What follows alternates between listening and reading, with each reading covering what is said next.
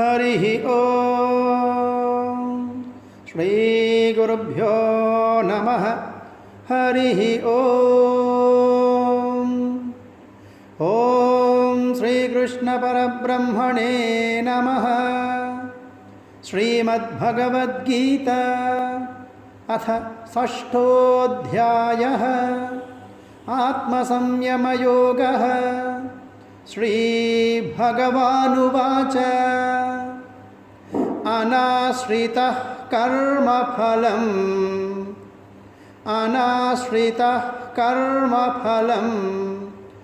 कार्यं कर्म करोति यः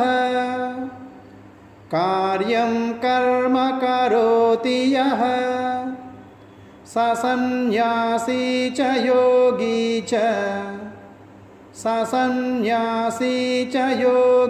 च न निरग्निर्न चाक्रियः।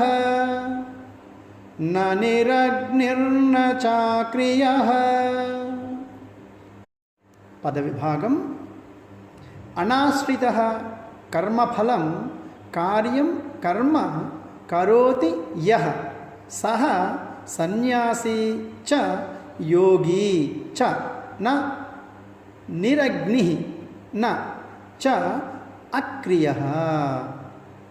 अनाश्रितः कर्मफलं कार्यं कर्म करोति यः स सन्न्यासी च योगी च न निरग्निर्न चाक्रियः। प्रतिपदार्थం శ్రీ భగవంతుడు ఉవాచ ఇలా అన్నాడు. కర్మఫలం మీద అనాశ్రిత ఆధారపడకుండా ఎవరు కార్యం చేయవలసినటువంటి కర్మను కరోతి చేస్తారో సహ అతడు సన్యాసి యోగి కూడా నిరగ్ని అగ్ని కార్యాన్ని వదిలినవాడు కాదు. అక్రియ చ కర్మలను వదిలినవాడు కాదు. తాత్పర్యం శ్రీ భగవంతుడు అన్నాడు, కర్మఫలం పైన ఆధారపడకుండా చేయవలసిన కర్మని ఎవరు చేస్తారో అతడే కర్మ సన్యాసి, కర్మయోగి కూడా. అగ్ని కార్యాన్ని కర్మలని వదిలినవాడు కాదు. ధర్మశాస్త్రం హిందువులకు 4 ఆశ్రమాలను విధించింది. ఏమిటంటే అవి బ్రహ్మచర్యం, గార్హస్థ్యం, వానప్రస్థం, సన్యాసం. బ్రహ్మచారి విద్యాభ్యాసం చేస్తాడు. గృహస్థు సంపాదన చేస్తూ కుటుంబానికి, సమాజానికి, దేశానికి, మూగ జంతువులకి కావలసినవన్నీ అమర్స్తూ నిత్యాగ్నిహోత్రంతో దేవతలని, పితరుల్ని ఆరాధించుకుంటారు. ఇక వానప్రస్థంలోకి వచ్చినప్పుడు కుటుంబానికి దూరంగా ఉండి సాధన చేసుకుంటూ అవసరమైనప్పుడు తన కుమారులకి తోడ్పడుతూ ఉంటారు. ఇంకా చివరి దశలో సన్యాసం స్వీకరించి యావత్తు కర్మని, అగ్నిహోత్రాన్ని త్యజించి పరివ్రాజకుడుగా సంచరిస్తాడు. భగవద్గీత సామాన్యమైన ధర్మశాస్త్రం కాదు.